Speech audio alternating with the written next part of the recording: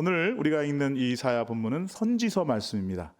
창세기부터 계속해서 이 성경을 읽다 보게 되면은 이 하나님에 대해서 가장 좀 무섭기도 하고 두렵기도 하고, 또 하나님이 너무 좀 성격이 급하신 거 아닌가, 아니면 뭐 다혈질이신 거 아닌가, 왜 이렇게 화를 내시고 다 죽인다고 하시고, 이런 내용들이 이사야를 비롯한 이 선지서에 계속해서 나오고 있는 것이거든요. 여러분, 오늘 이 선지서의 말씀에 겉에 보이는 그런 외적인 그런 모습들만을 보고 함부로 우리 하나님에 대한, 하나님의 속성에 대한 것들을 함부로 속단해서는 안 됩니다. 오늘 이 안에는 놀라운 하나님의 사랑과 이스라엘 백성들을 향한 놀라운 뜻과 계획이 있는 것입니다. 하나님이 얼마나 사랑하는 마음으로 이 이스라엘 백성들을 향해서 메시지를 외치고 있으신가, 그 안타까움과 그 아픔과 고통 속에서 부르짖는 그 하나님의 마음이 오늘 이 이사야 성경을 통해서 펼쳐지고 있다는 것입니다. 자, 저들은 지금 하나님의 말씀에 불순종을 하고 있어요. 대부분의 사람들이 하나님의 말씀을 거역하고 있어요. 패역한 모습을 보이고 있는 거예요. 여러분, 지금은 나라가 혼란한 시기인 것입니다. 어수선한 현실이었어요. 많은 사람들이 그 가운데 절망과 좌절 속에 있는 것이거든요. 그럼 이럴 때일수록 더욱더 하나님을 의지해야 되는데, 이때일수록 더욱더 하나님만 바라봐야 되는데, 그런데 저들은 하나님을 보지 않고 세상을 보고 있다는 거예요. 우리를 구해줄 자는 우리 옆에 있는 강대국 아수르, 저 나라가 우리를 살려줄 것이다 라고 하는 헛된 망상 속에 있는 것입니다. 이런 상황 가운데서 우리 하나님은 이 이스라엘 백성들을 깨우치시기를 원하시는 거고요, 돌이켜서 하나님께로 돌아오라는 그런 메시지를 외치고 있다는 것입니다. 여러분, 오늘 요즘 많이 쓰는 그런 단어 중에 하나가 바로 이 시대의 흐름이라는 그러한 단어입니다. 시대의 흐름, 목회자가 시대의 흐름을 읽는 것은 대단히 중요한 것입니다. 자, 그런데 이 시대의 흐름 굉장히 소중하게 여겨야 되고, 다음 세대를 위해서 가르치고 양육하는 데 있어서 이 시대의 흐름을 읽지 않고서 그냥 뭐 내 방식대로, 그냥 내 생각대로, 내 옛날의 형식대로 그렇게 밀어붙이면 되지 않습니다. 그러나 요즘 시대가 이렇다, 흐름이 이렇다, 그러니까 어쩔 수 없다, 자, 이런 식으로 이 시대의 흐름에 대해서 그냥 타협해버리고 모든 게 다 시대의 흐름으로 용납이 된다? 그것은 안 될 말이라는 거예요.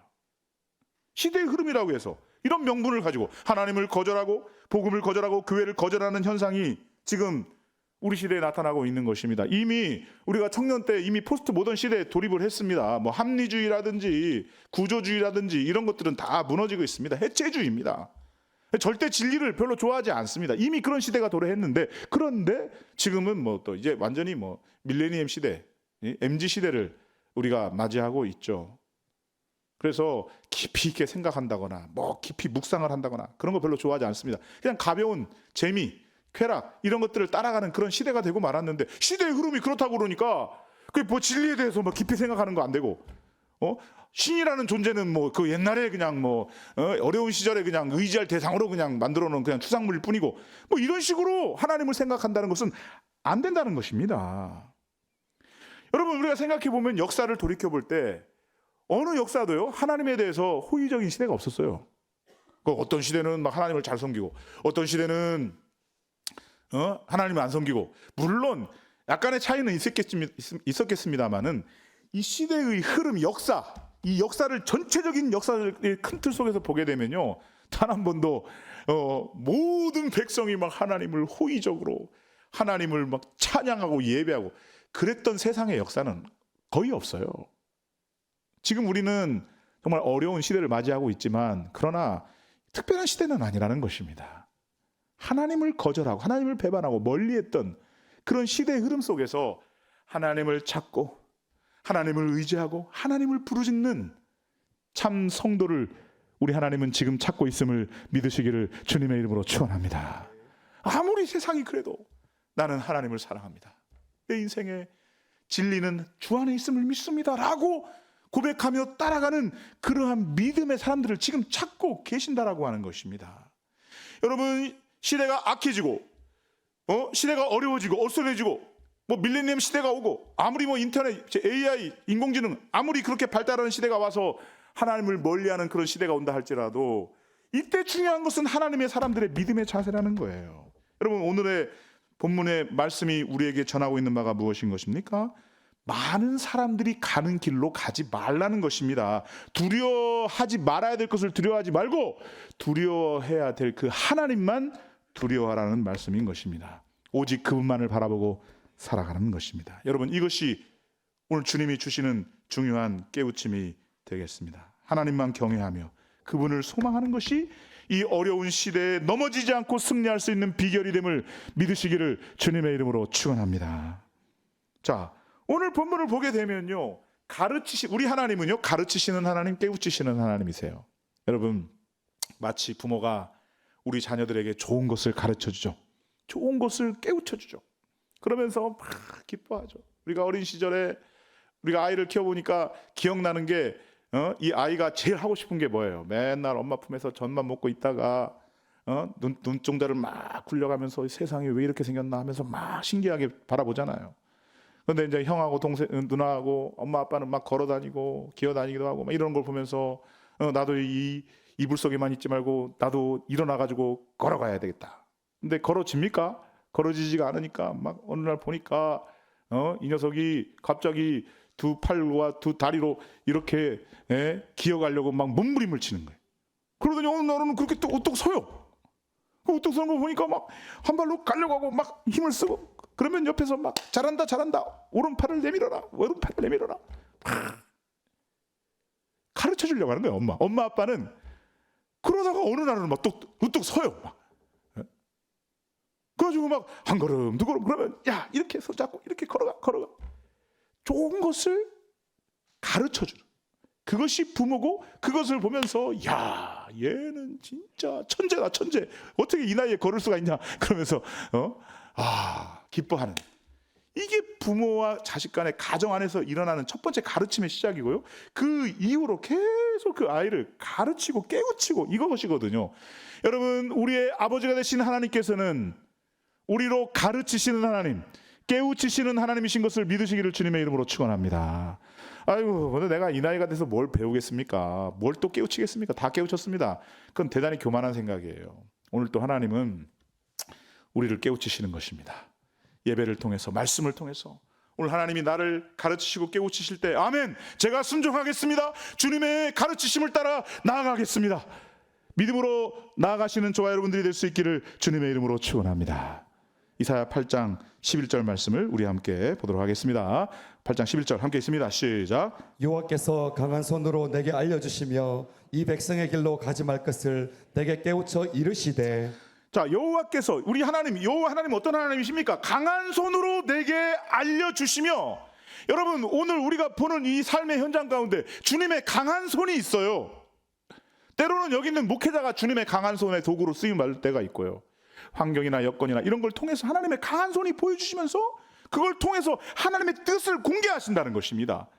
이 감추어진 계시를 공개하신다는 것입니다. 알려주신다는 것입니다. 또 뭐라고 말씀하고 있습니까? 내게 깨우쳐 이루시되, 나를 깨우친다는 거예요. 계속 고정관념, 잘못된 관습, 그것을 향해서 가고 있는데 그것에 대한 가치 체계를 깨우치신다는 거예요. 깨우치시는 하나님이시라는 거예요. 자, 그렇다면 오늘 본문을 통해서 우리 하나님은 어떤 점을 깨우쳐 주시는가, 한 가지씩 함께 살펴보도록 하겠습니다. 첫 번째, 어떤 점을 깨우쳐 주시는 것입니까? 함께 있습니다. 시작. 백성들의 악한 길로 행치 말라. 아멘. 그렇습니다. 백성들의 악한 길로 행치 말라. 대다수의 이 백성들이 악한 길을 가고 있어요. 세상의 패턴이에요. 여러분, 아무리 많은 다수의 사람이라 할지라도 세상 사람들이 가는 길, 그 세속적인 길을 가지 말라는 것입니다. 여러분, 이 다수결의 원리는 민주주의 사회에서는 대단히 중요한 것입니다.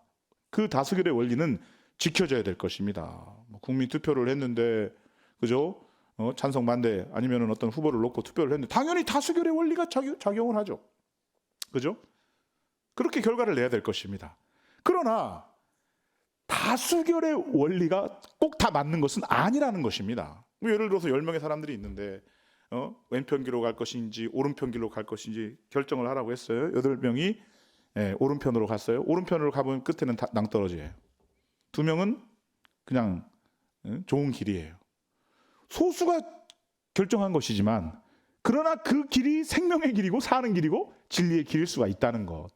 여러분 그것을 우리가 명심해야 된다는 것입니다. 여러분 오늘 여기에 남겨져 있는 하나님의 사람들 소수의 사람들이에요.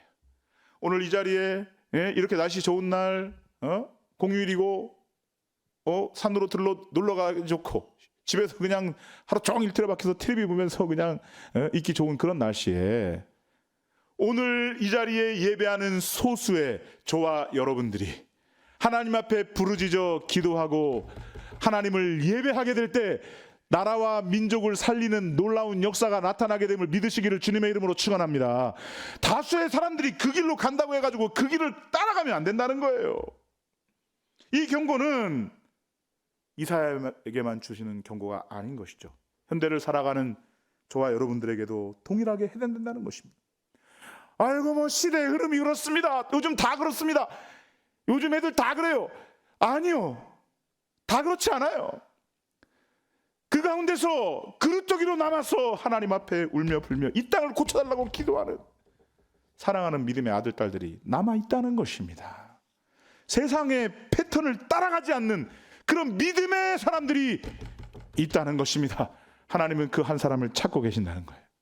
로마서 12장 2절 말씀을 보면 이런 말씀이 나와 있습니다. 함께 있습니다. 함께 있습니다. 시작. 너희는 이 세대를 본받지 말고 오직 마음을 새롭게 함으로 변화를 받아 하나님의 선하시고 기뻐하시고 온전하신 뜻이 무엇인지 분별하도록 하라. 너희는 이 세대를 본받지 말라는 것입니다. 이 원문상으로 보니까 조금 더 구체적으로 와닿게 해석을 하게 되면 이 세상의 패턴을 따라가지 말라는 것입니다. 여러분 오늘 우리가 살아가고 있는 이 세상에는 이 세상에 세상적인 패턴이 있습니다. 거기를 따라가지 말라는 거예요. 그 세상의 패턴을 쫓아가지 말라는 거예요. 그게 죽는 길인지도 모르고 가지 말라는 것입니다. 아이고 뭐 다 가는데요 뭐 나라고 뭐 그렇게 얘기하지 말라는 거예요. 그 세상의 패턴을 따라가지 말고 오직 날마다 내 마음을 새롭게 해야 된다는 거예요. 여러분 저녁에 자고 아침에 일어나면 어디에서부터 오는지 모르는 우리에게 새 힘이 북돋아 오르죠. 그래서 하루를 또 자고 나면 힘이 나요. 여러분 그렇듯이 우리의 마음도 어제와 엊그제와 똑같으면 안 돼요. 피곤한 마음, 좌절된 마음, 상처난 마음 다 지워버립니다. 마음을 새롭게 하라는 것입니다. 마음의 변화를 받아야 된다는 것입니다. 그리고 아버지 하나님의 기뻐하시고 선하시고 온전하신 뜻이 무엇인지를 분별할 수 있어야 된다. 이렇게 말씀하고 있는 것입니다. 여러분 그런데 당시에 이 이스라엘 백성들은 강대국을 두려워하고 저들을 의지했습니다. 그것이 아니라는 것입니다. 그들처럼 행해서는 안 된다는 것입니다. 하나님께서는 자신을 두려워하는 자들에게는 거룩한 피난처가 되어 주실 것입니다. 그러나 세상의 세력을 더 두려워하는 자들에게는 거치는 돌과 올무가 되실 것이라는 거예요. 그래서 너희는 이 백성의 길을 행치 말라. 유다 백성의 행태를 따르지 말라는 거예요. 대부분의 유다 백성들은 아스루 왕의 정책을 따라서 아하스 왕의 정책을 따라서 아스루 왕에게 예물을 주고 도움을 요청하고 지지하고 소위 말하면 친아스루 정책이죠. 근데 그 친아스루 정책을 반대하는 사람을 음모자 반역자로 불렀던 것입니다. 배신자 이렇게 불렀던 것입니다. 그러니까 유다가 아스루를 강력하게 의지하고 있는데 이것에 대해서 강력하게 반대했던 선지자, 예언자 다 반역자 취급을 받고 있는 거예요. 그들은 백성들 중에서 고립되고 있는 거예요. 왕따가 되고 있어요. 그럼에도 불구하고 세상과 타협하지 말라는 것입니다. 여러분은 어떤 중요한 결정을 앞에 두고 있을 때 반드시 생각해야 되고 있어요. 이게 타협이 아닌가? 내가 지금 세상과 타협하고 있지 않는가? 진지하게 생각해야 돼요. 나는 지금 하나님을 따라가고 있는가? 나는 온전히 하나님을 지금 바라보고 있는가? 세상과 타협하고 있지는 않은가? 이 세상의 패턴을 따라가고 있지는 않는가? 생각해야 된다는 것입니다. 백성이 가는 길로 가지 마라, 행치 말라 이렇게 말하는 것입니다. 자, 두 번째 깨우침을 보도록 하겠습니다. 함께 있습니다. 시작. 세상의 세력을 두려워하지 말라. 자, 왜 세상에 가는 길로 자꾸 따라가려고 하느냐? 왜 그 길로 행하려고 하느냐? 두려워하기 때문에 그래요. 그 세상을 두려워하기 때문에. 야, 저 사람들 다 저렇게 나아가는데 나 혼자 내가 잘났다고 내가 좀 뒤로 빠지면 나 혼자 도태되는 거 아닌가? 낙오에 빠지는 거 아닌가? 잘못되는 거 아닌가? 아니라는 것입니다. 아니에요. 세상의 세력을 두려워하지 말라는 것입니다. 당시에 이 아스루 왕과 유다 백성이 가장 두려워하는 적은요, 아람과 북이스라엘이었습니다. 왜냐하면 이 아람과 북이스라엘이 힘을 합쳐가지고 저 유다를 집어삼키자 이러고 있으니 얼마나 두렵겠어요. 뭐 예를 들어서 뭐 일본하고 중국이 그럴 리는 없겠습니다만은 일본하고 중국이 막 힘을 합쳐가지고 야 조그만 저 나라 한반도 그냥 삼켜버리자. 얼마나 두렵겠어요. 그런 일이 있었던 거예요. 이사야 7장 2절에서 이렇게 얘기하고 있습니다. 얼마나 두려웠는지 함께 있습니다. 시작. 어떤 사람이 다윗의 집에 알려 이르되 아람이 에브라임과 동맹하였다 했으므로 왕의 마음과 그의 백성의 마음이 숲이 바람에 흔들림 같이 흔들렸더라. 아멘. 자, 아람이 에브라임은 북이스라엘 아닙니까? 북이스라엘 지파죠. 아람과 북이스라엘이 동맹하였다 하므로 왕의 마음과 그 백성들의 마음이 숲이 바람에 흔들림 같이 흔들렸다. 그 소식 자체가 공포고 그 소식 자체가 두려웠어요. 여러분, 그러나 그들의 두려움은 하나님을 의지하지 않는 데서 오는 두려움이라는 것입니다. 불신앙에서 비롯된 두려움이라는 것입니다. 만약에 만군의 여호와이신 하나님을 의식한다면 칼로 무장한 세상이 아무리 우리를 엄습하려 한다 할지라도 두려워하지 않을 것입니다. 사랑하는 성옥교회 성도 여러분, 믿는다는 것은요, 모든 생각과 행동의 기준을 하나님께 두는 거예요.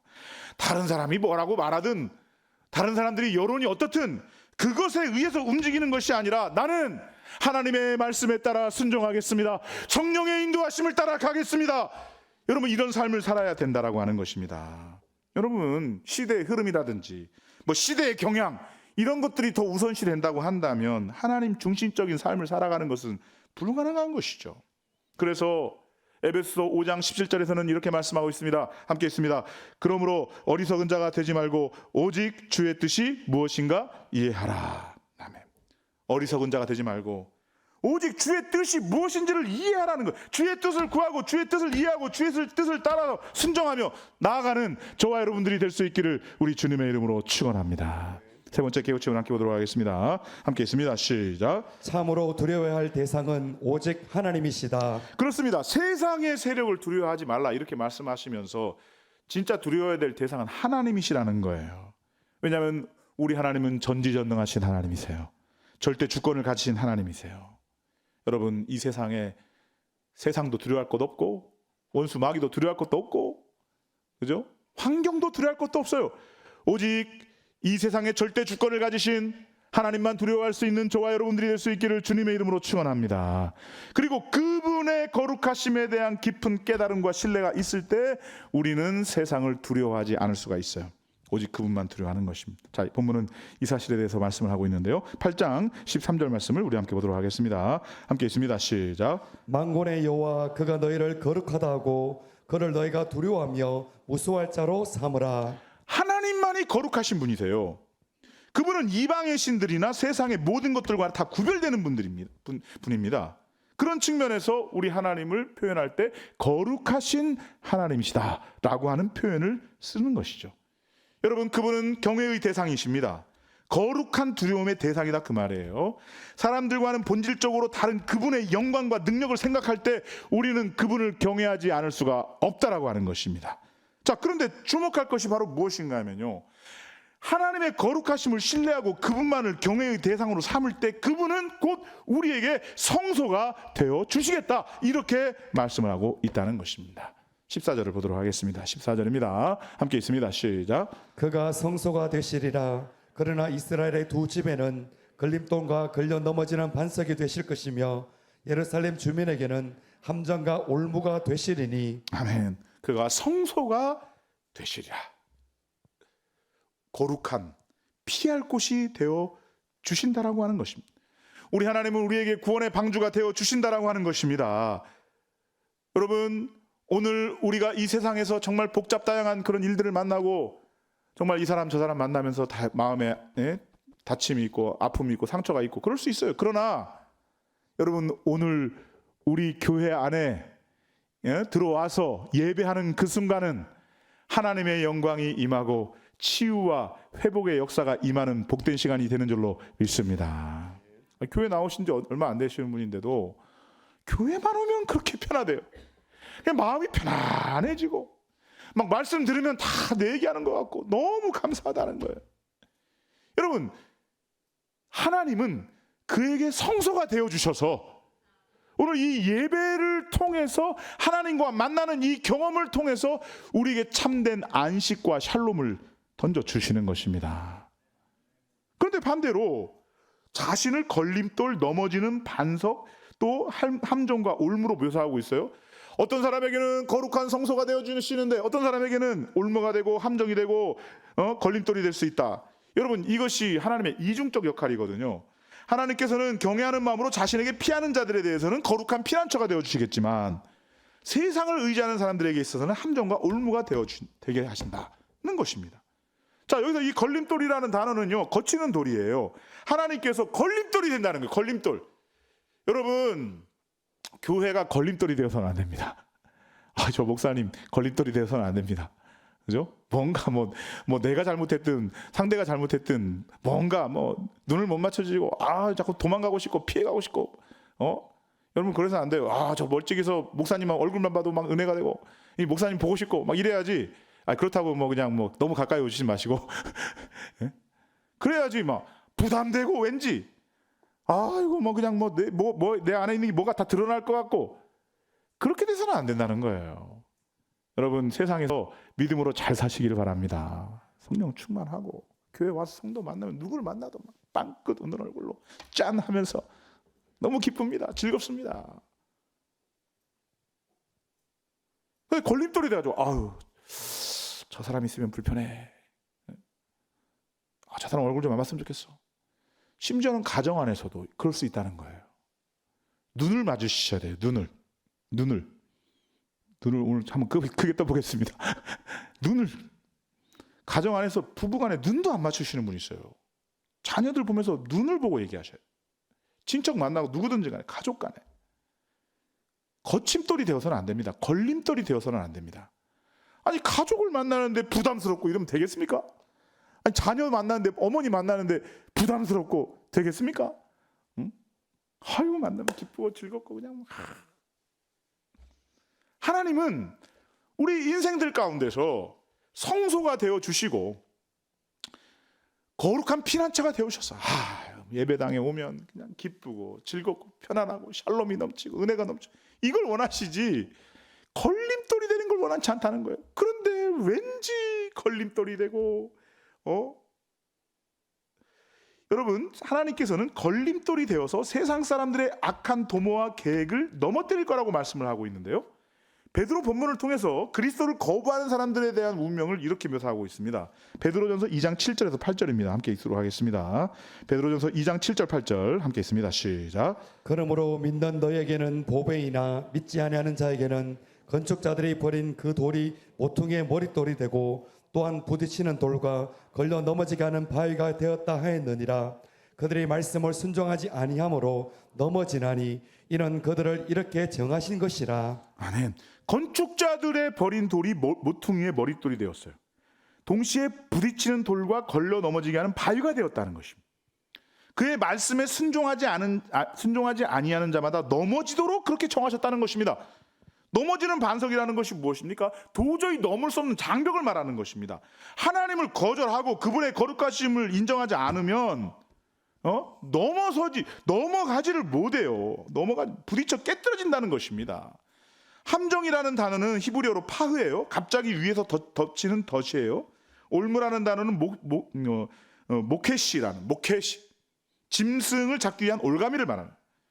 하나님을 저버린 불신앙의 사람들은 마치 짐승의 행동 같아서 결국 하나님의 심판의 올무에 걸려 넘어지게 된다.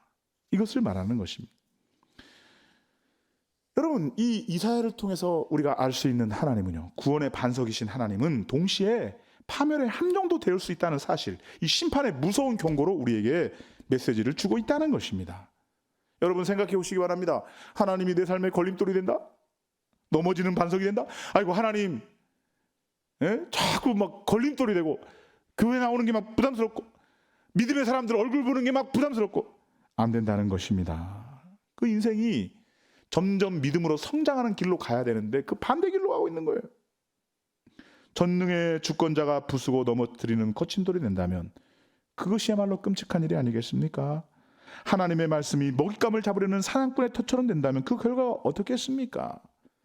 여러분, 이제는 하나님께로 돌아와야 된다는 것입니다. 이제는 교회로 돌아올 때가 된 것입니다. 왜냐하면 하나님을 떠나서는 살 길이 없어요.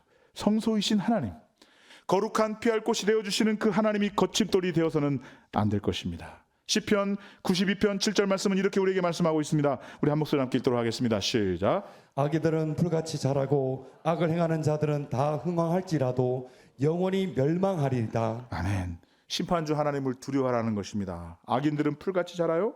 풀이 자랄 때는 걷잡을 수 없이 자랍니다. 그러나 아무리 흥황한다 할지라도 그들을 기다리고 있는 것은 영원한 멸망뿐이라는 것입니다. 이런 경각심 앞에 하나님 앞으로 돌아올 수 있기를 주님의 이름으로 축원합니다. 여러분, 우리 하나님은 오늘 또 우리를 깨우치시는 하나님이십니다. 이 모양 저 모양으로 우리에게 말씀하고 있습니다. 세상의 길로 가지 말라는 것입니다. 타협하지 말라는 거예요. 세상을 두려워하지도 말라는 것입니다. 오직 하나님만 두려워하고 경외하라고 깨우치고 계시는 것입니다. 여러분, 우리 하나님은 우리의 믿음의 대상이시오, 우리가 바라봐야 될 대상인 것입니다. 그분만을 의지해야 될 것입니다. 우리 하나님은 지금도 심판의 경고와 구원의 위로를 통해서 계속해서 우리가 하나님께로 돌이킬 것을 권고하고 계신다라고 하는 것입니다. 그러나 끝까지 듣지 않았던 유다는 결국 망할 수밖에 없었어요. 하나님을 신뢰하며 하나님의 약속을 바라보며 주의 영광스러운 나라로 믿음으로 전진하며 나아가시는 저와 여러분들이 다 될 수 있기를 주님의 이름으로 축원합니다.